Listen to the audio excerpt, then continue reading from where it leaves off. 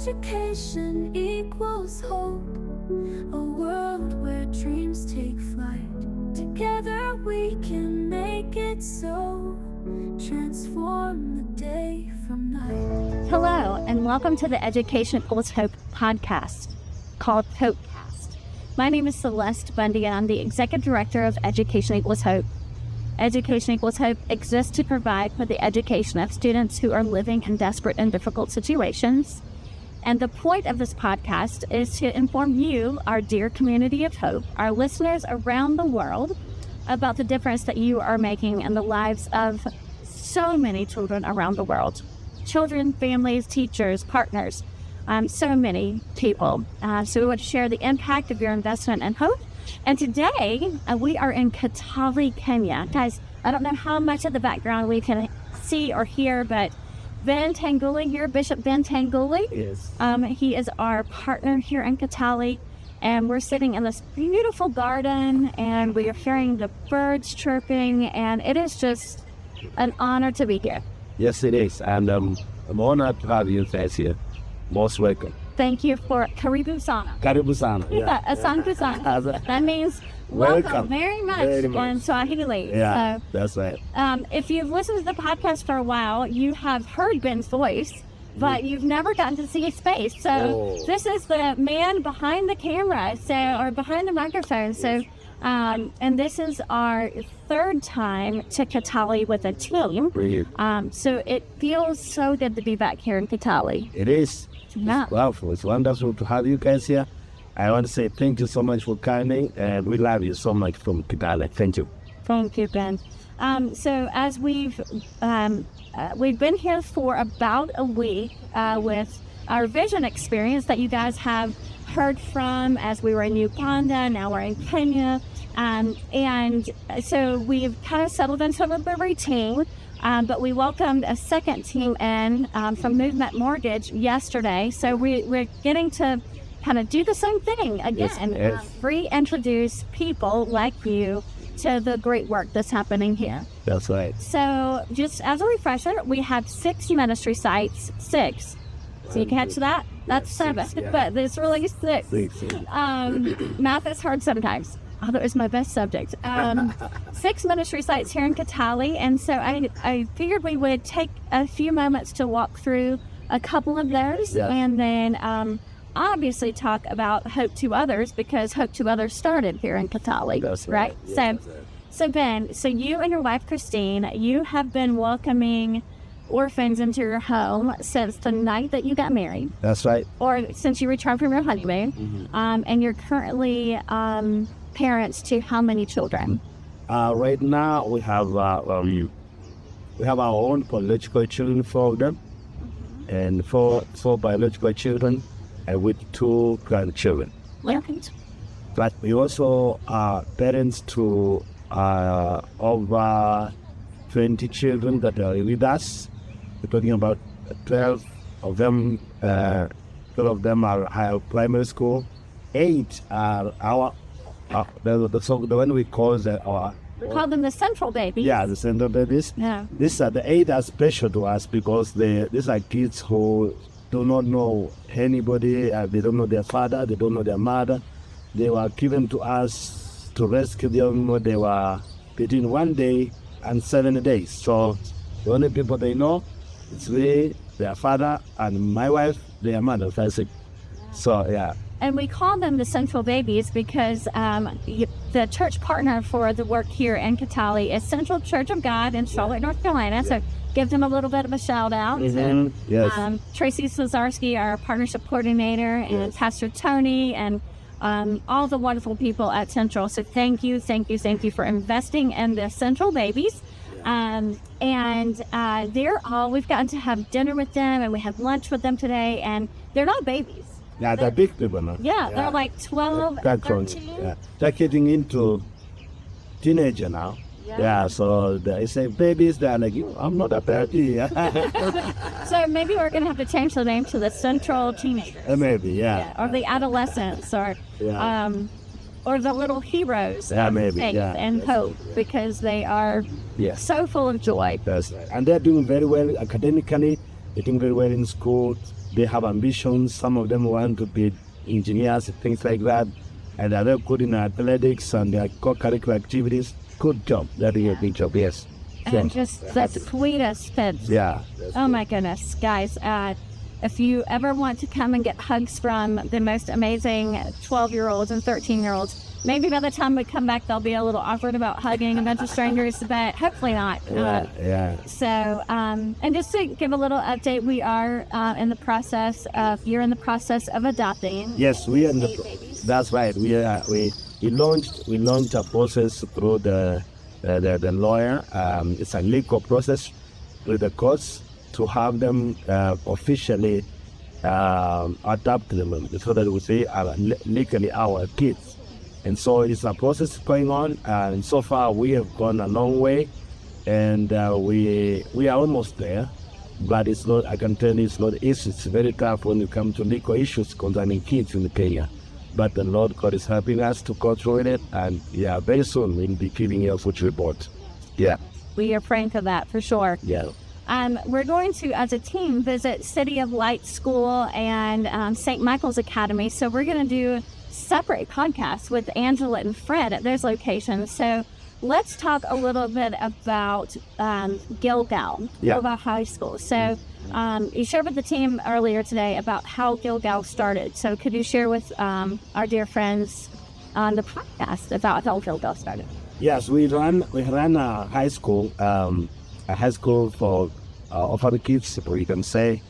And the reason why we did that is how we started is because we started taking care of orphans very early in our marriage, and we're almost 29 years into marriage, and we started right the very, very, very first day we got married. So there are many kids who have gone through us, and we got a challenge. The challenge we got is it was very difficult for us to take these kids through school, especially high school. And so the more we took in children, the more they came. And so the numbers were increasing day and night, And so, and when they graduated from elementary, they needed to go to high school. And when we could section the public high school, then say, okay, these are orphans, please can you help? And nobody was willing to help them. And they were like, you go look for money to pay, don't give us kids without pay. And so that's the reason why we said, okay, the only thing we could do is to start a school. The reason is, my wife is a high school teacher, and I was like, why not start a school? We teach the kids, and we see how we get a few teachers, we see how we can pay the teachers, and the kids get education. And that was the challenges of Gilgal. And it has been like that up to today. 99% of our students are orphans and vulnerable children. And they always come. And we never go look for them, they look for us. And so Gilgal is a secondary school or a high school, so 7th through 12th grade equivalent. Yeah, equivalent to 9th grade to 12th grade. Yeah, that's it. At the moment, okay, we have a change in the curriculum in this country, and so we have what we call junior school. We have junior school that is 7, 8, grade 7, 8, 9, and then 10, 11, 12 is going to be senior. So Gilgal is going to be senior school because it's going to receive 10, 11, and 12. So one thing that I've learned just by working with Education Equals Hope for the past 7 years is that education, the system is always changing here in Kenya. Yeah. So that's news to me that it's going to now be 10th and 11th and 12th versus 9th to 12th. So, so that's exciting, but also I'm sure, as we all know, change comes with challenge. Yeah. So that is something we can be praying for you and all the Gilgal students that they adjust to these new changes. Mm-hmm. And again, just to kind of give you guys a little bit of perspective and viewpoints on Gilgal, part of Gilgal is what we call Ephraim Academy. Yeah. It's a smaller subset of students who were at an orphan home are now at Gilgal, and we help supplement teacher salaries for them and food. But the larger population of Gilgal is unfunded. So that is a huge prayer request that we have, a huge need that Van and his ministry has a need for. So if you feel a little stirring in your soul to possibly consider helping Gilgal be able to pay their teachers on a monthly basis and have standard meals, scheduled meals like you saw last week at City of Light and at St. Michael's, that would be the biggest blessing. And so we would greatly appreciate any help that you guys can provide for Gilgal. Yeah. One of the things that if you've ever been to Africa or if you've watched some of our videos, a constant that we get to experience here is the beauty of song. And you just shared with me that the Gilgal students went to a competition. Yes. And they won 4 out of the 6 songs. Yeah. Right? Yeah, that's right. Gilgal has been participating in music festivals in Kenya. The government has organizing all the schools to participate in co-curricular activities, and one of them is music. And they do competition. They give you the setup to go songs to sing, and they give it to you, and then you sing, and then you come and then they check who. They are able to choose who's the best. And so we had 6 pieces, and they presented the first level. They took all of them to the next level, and now the next level they took 4 out of 6. They're now going to what we call regional, and on the regional they're going to. I'm sure they're going to do well because they're out of 6 out of the 4. I'm sure they will do well. They always every year they've been able to take it to the national level. And we are still, even this year, we're thinking they will be able to go there. So, yes, in music, they're the best. Yeah. Well, and this morning at church, we sang happy birthday to one of our team members. So I'm pretty sure they're very grateful that I'm not a part of the music program because it was rough, guys. But we do wish Marissa a very happy birthday and are so grateful that she's spending it with us here. Happy birthday to her too. Yes, that's right. That was awesome. Yes, it was so great. So, just really cool to see the gifts and the talents that each student, each school has. Yes. And just how God has made us uniquely. That's right. Each individual comes with different giftings. So yeah, I may say something about you're talking about kids in Gilgal. In the normal life, they would be like the lower kids. Like they're not seen as any people because in terms of they're coming from very poor family, very poor background, and nobody will expect anything good out from that. And when they go to sing with the huge. We're talking about big schools, big, very rich schools. Like we have government schools that pay almost like, as one student pay like $1,500 per year for the child to be in this school. And they are competing with this Gilgal girl or boy on stage, and the Gilgals, they are able to beat them out. Then they get amazed at that. Did we really manage to do better than that school? So it gives them a confidence that they can do something in life. So it is like a motivation for them.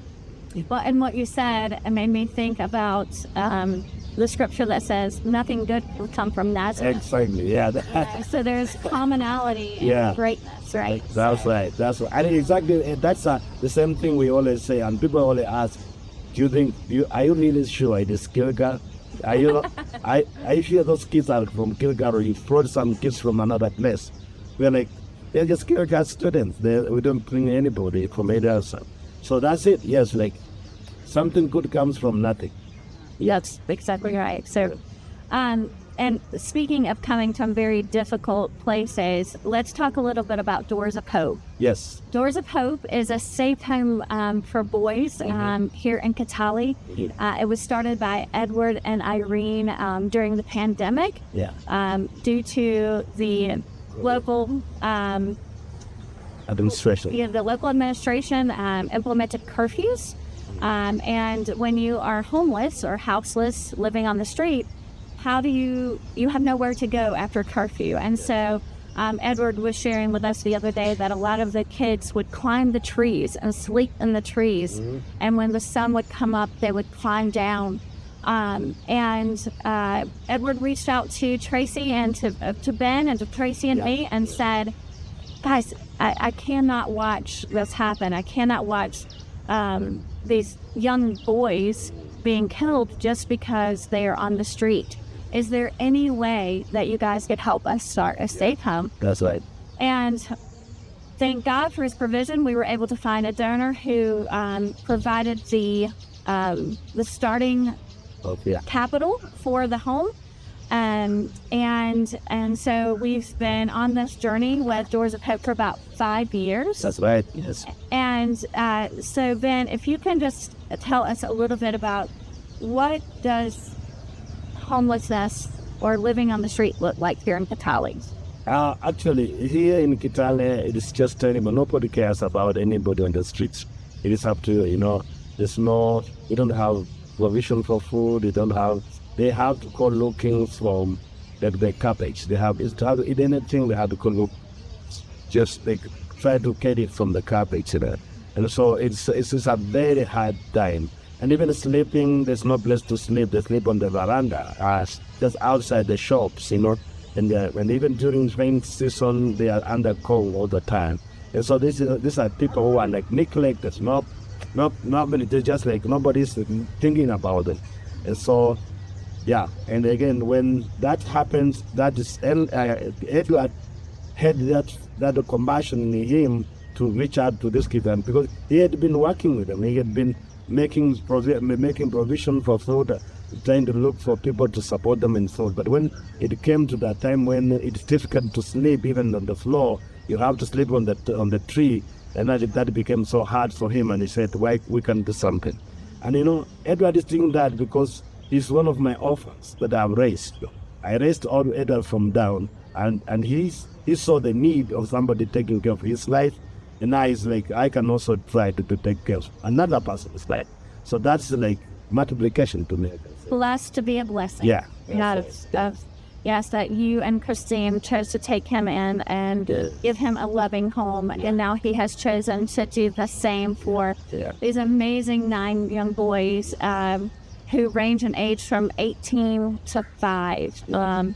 Pascal, who's the youngest boy, the first time we met him, who's a toddler, and his mom kind of just left him behind. Yeah. And to see him growing and being more confident and engaging. And some of the boys that I had the privilege of meeting for the first time in 2022, I assume they were all 5 or 6 years old, and they were 9, 10, and 11. They were so malnourished, there we go, that their bodies were just so small. So tiny. And when we went to Doors of Hope earlier last week and we pulled up and there's young men, I'm like, what'd you do with the boys? They've grown so strong. Yeah. So, and that's thanks to you guys. Thank you for your support and your love. Thank you for your donations to Doors of Hope. Again, to give them a safe place to stay so that they too can go to education. They can go to school, get an education, have meals. It's some of those micro privileges that we take for granted. Have a place to stay. So, a place to rest your head. Yeah. A place to call home. Yeah. A unit to call family. That's right. It's very powerful. Actually, that makes it even in the read their esteem. It makes them begin to feel that we belong. And so that makes them even a better people and also hardworking. They're able to produce. That's a good thing. That's crazy. And Ben, it's an honor to call you brother. Thank you. It's one of those things that brothers and sisters we look just alike. That's right. Yeah. My sister from another mother. You look like the dad. I look like some moms. Thank you, Brother Ben, for joining us for this podcast. Thank you so much, Celeste. Thank you all for listening, for joining in along on this amazing journey that we've been able to have over the past couple of weeks here in Africa. So we obviously didn't get to Hope to Others, so stay tuned. Come back next week to hear more about Hope to Others and all of the amazing work that's being done through clean water here in Kitale. I would say also, please, you are most welcome to come to visit us in Kenya, in Kitale, through Education Equals Hope. Please come. Yes. We need you. Karibu sana. Just come. Karibu. Yes. Yeah. Awesome. Thanks. And if you want to learn more about our work in Kenya or Kitale, Uganda, Madagascar, Ecuador, Haiti, Costa Rica, Rwanda, all over the world, please visit our website at educationequalshope.org. Yes. You can click the Give Hope button or learn more about where we work by visiting our website. Thanks so much. Thank See you you. soon. God bless.